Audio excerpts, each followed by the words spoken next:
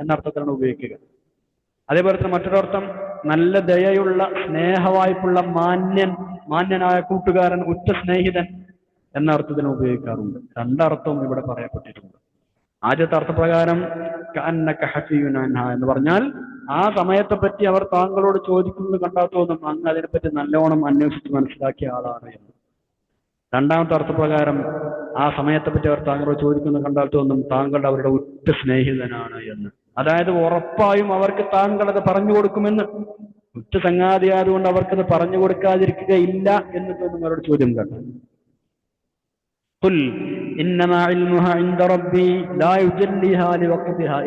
നബി അങ്ങ് പ്രഖ്യാപിക്കണം, അത് സംബന്ധമായ അറിവ് എന്റെ റബ്ബിന്റെ അടുക്കലാണ്.